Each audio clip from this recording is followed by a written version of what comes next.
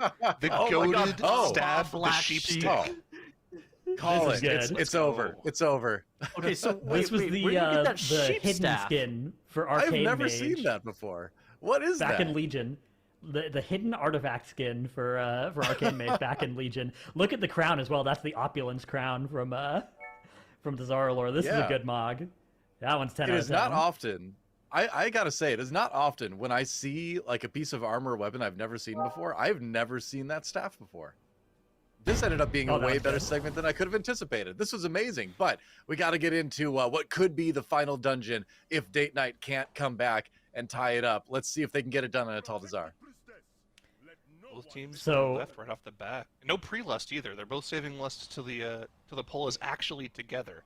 So that's a good indicator of how long we think these runs are going to go together, unless they're so fast that they're only going to use one lust anyways. Wait, Legendary's still going. Yeah. They're still going. Legendary are still going. They are also playing a healer as well, so my belief has proven to be wrong. A Ring of Frost is going to land from Hopeful here, who is back over on that Fire Mage here. And you can see they're actually hiding down the stairs a little bit, are some of their ranged DPS, as they now get all of these mobs grouped up. Man. The goal is to get them all in range here to be grippable together and silenced by these sigils. And they've managed to do that now with Priestess Alunza pulled as well. This is a massive pull for Legendary. Huge lust. They've got to make sure that those Juggernaut charges don't kill Hopeful. He had Ice Cold rolling there, a huge 70% DR, but it's no longer active. So if any of those Juggernauts now get a charge on him, he is going to be in some danger. He's also being looked at by that Colossus for huge damage. That's going to be his Cauterize burned as well. He's got nothing left. He just needs to live through this transfusion cast, and he's good to go. That was very dangerous, but a massive pull actually pulled off from Legendary, and you can see the fruits of their labor here. All the trash is dead. Priestess Alunza at 30% Look at that. after the first transfusion.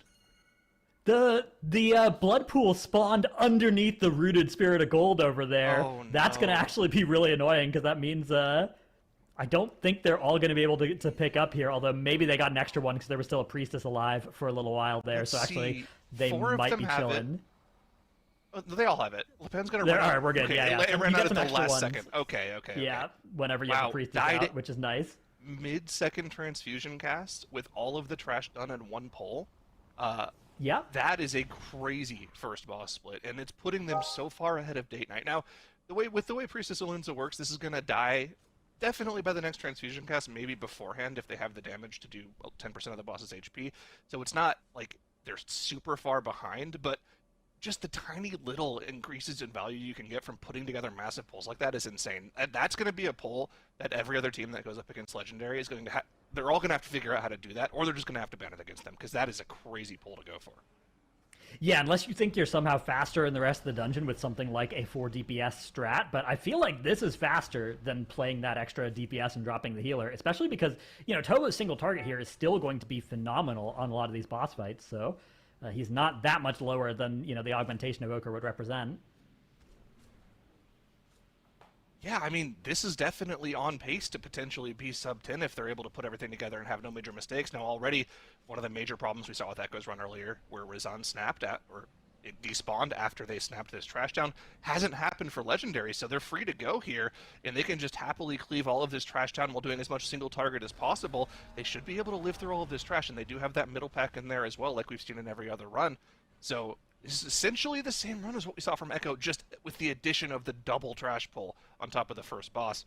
Date Night trying to keep it close here, also have their own snap pull as well on top of Rizan, but look at the boss difference here. It's 30% ahead for Legendary. That's still a pretty significant lead on Tyrannical. It's a lot. It's less than I would have expected, given how big that first pull was, though, actually, to be honest. I feel like Date Night are doing a really good job of closing this gap a little bit here and staying in contention. So I do think that Bloodlust is pretty revealing as well, because, for reference, Dogs is Atal Desire, which was that 4 DPS one. That was a 10-minute and 38-second one. So if you hit your Lust right as the gate's coming down, you do get 2 Lusts in that context, although the first one is not great. But if you're any faster than that, you don't get 2 Lusts, right? Even if you pre-lust that first pull. And if you're doing that first pull bigger like that, pre-lusting it is more costly because more of the time is spent grouping that pull together, right, rather than fighting.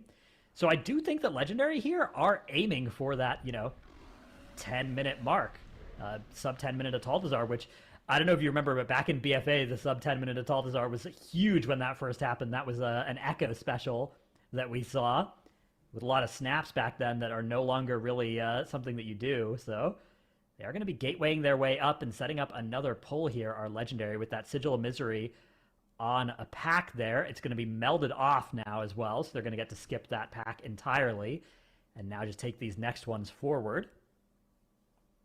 And I like the Not safety too here, making dangerous sure here. nobody else gets in combat with the swords, so that if they do jump, they would just jump on the tank. Now, once everything is nice and stacked up, everyone else can then run in. Are they going further again? Are they planning on pulling this past this trash pack into Volcall? Another thing that no other team has tried to do? Yes, they are. The trash is coming in, and with a knockback on that imprisoned ad, they should be able to get the trash by without pulling the extra trash on top of the boss as well. And we're just going to get yet another interesting way of consolidating pulls together. You forget sub 10 minutes. If they're able to pull this off, this could potentially be like sub 9. This is crazy fast. Yeah, I mean, that was Sigil of Chains plus Imprison plus Polymorph, it looked like, on that pack at the doorway, which that combination of abilities, I'm not sure I would have even thought to try it, right? I would have just assumed that I was getting in combat if I was doing all that to that pack, but it looks like they've managed to avoid it, or maybe they're just holding out of combat for a while. It does look like there's an Honor Guard in here. Maybe. No, wait, I'm not sure if that's the reanimated one or just the regular one, so either way, this is looking really... there is a reanimated Honor Guard in here. Okay, yeah, so they just CC'd the casters, right? And they'll deal with those later is the idea, but they are in combat with them for sure. You can see that Ring of Frost now is coming down as those CCs are going to break, but then those mobs will walk into the Ring of Frost and be CC'd for a little while longer, and by the time that those are free from their CC chain, they'll be ready to deal with them, but here comes a bunch of swords. I have to imagine this is... Well, maybe this is part of the plan. Yeah, these were all CC'd in the back beforehand. These were all CC'd in the back beforehand, right? And they need this for trash count. So they wanted to wait until they got into the main phase of the second boss. They didn't want these to be walloping on them while they were still dealing with the triple totems, right? Still, this is very dangerous. There's the passive AoE damage coming out from the boss, and any errant venom blasts that go off will easily be able to one-shot somebody in the group. But this is where they have that second Heart of the Wild coming out from Tobo, keeping everyone alive. Now they only think once the trash gets bursted down like that, they just have the damage from this boss plus the Honor Guard. That should be something that Tobo can deal with easily and probably do almost full uptime of damage. They do have that Sky Screamer in as well, but that's a pretty easy interrupt rotation they can get through. Okay, so this Honor Guard is not dying because its totem is still alive. So once you finish Volcall, what are we doing here? Are we killing that totem and then killing the Honor Guard? Or are we... running away and melding. We're just running away and, okay, melding, and then we can still mount up? Yeah, I was thinking because it's a long walk to not be mounted for, but... The meld is definitely going to be massive here for them, and then they can just take some Sky Screamers forward, and that is going to be 7 minutes and 20 seconds on the clock when they finish Volcall. Nearly done with count as well. They run through, Invises and melds being used. They need 6%. That's definitely more than the 2 Sky Screamers they have here, right? They need to get a couple extra trash mobs somewhere. I'm not sure where they're going to come from, though. Maybe they're going to go and grab even POV on someone more? running off? Yeah, it looks like What we is have Lepan cooking up much here? of the group here. But Wait, Lepan they is still have not that pack present. of swords, right? That they fear sigiled earlier on? Okay, so that can come up, and then... Oh, my goodness! Hopeful? Hopeful. All right, all good, all good. Maybe just letting Wexy proc Twist of Fate, possibly. Where is Wexy? Wexy is not on screen right now. Maybe also helping set up with a life grip or something for that pull that Lepan was presumably getting ready. As we almost certainly have the remaining percent trash walking in. There will not be time for another Bloodlust here if this works out for Legendary, so all making sense now. You can see those swords leaping in, actually leaping beautifully into the AoE as well. Really nice for Legendary. There are 2 Sky Screamers as well. It should just be the 2. That should be all they need. This is this is just really elegant from Legendary. I mean, they've simplified this dungeon down to basically exactly 5 pulls, which is to 4 pulls, right? Every single pull is with a boss. I mean, that is ridiculous. That is about as efficient as you can get it, but they still have to finish off this boss here. 3 Sky Screamers, actually a third one coming in at the last second here, but they're able to deal with the first 2 before they really have to worry about interrupting this last one. In this one, they actually did need for the count, so it's good that it came in when it did. Nice. Also, it's a little extra cleave as well for their classes. Yeah, a good target for Havoc from Mm-hmm. the Warlock. Always good. Also, Shadow Priest also happy to get some extra targets for those dots to be active on. Getting that Twist of Fate debuff as well. rolling on the extra mob too, so that is nice when it is low on health. Legendary 40% on Yasma now, 9 minutes and 27 seconds. The question is the sub 10-minute dream going to be possible here? I think they're going to be just a little bit short. Inferno was just popped like 20 seconds ago, so they do still have a little bit of damage rolling here. Another combust will come up and maybe...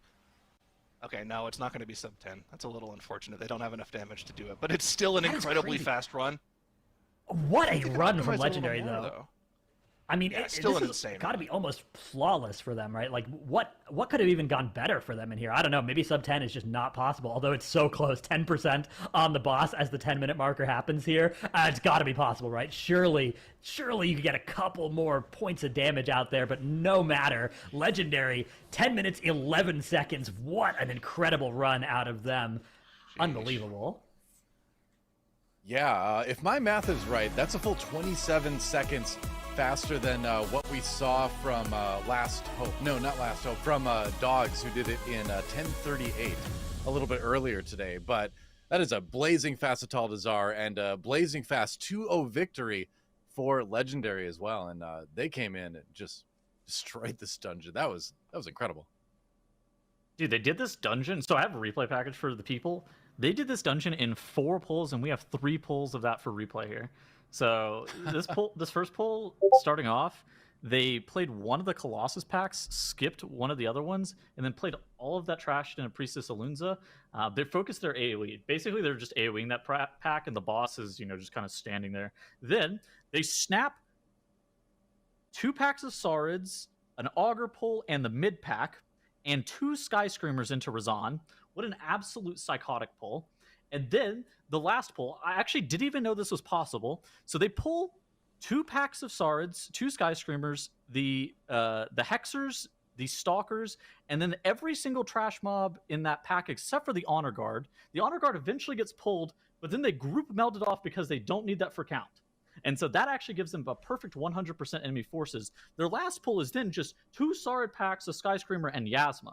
What an absolute insane run. They were able to do this in 4 pulls. And I also agree. I think you guys were right. I think that they can actually get sub 10 minutes on this key. Look at this. So I mapped this out in Keystone.guru as well. And this is exactly how they did it, everything. This is just nuts that they were able to pull this off. Yeah.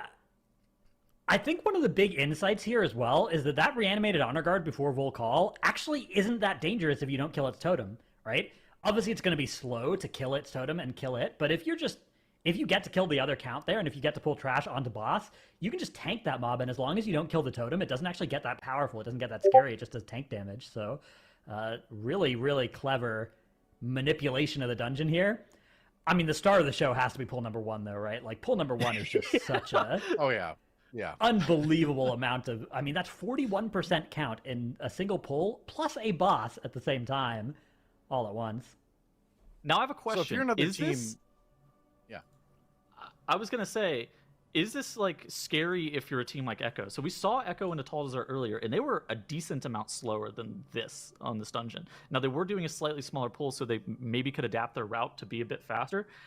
But, like, is Legendary's Atal Dazar going to be, like, their kryptonite versus every other team across the weekend? Is this going to kind of be one of those dungeons that ensures that they're going to at least make top 4? Because any team that has to play them on Atal Dazar just auto loses? Because, I mean, that was nuts. That was an unbelievable run. That was my question. How easy is this to replicate? Yeah, well, I think this run is definitely going to throw a wrench in the plans for some other teams.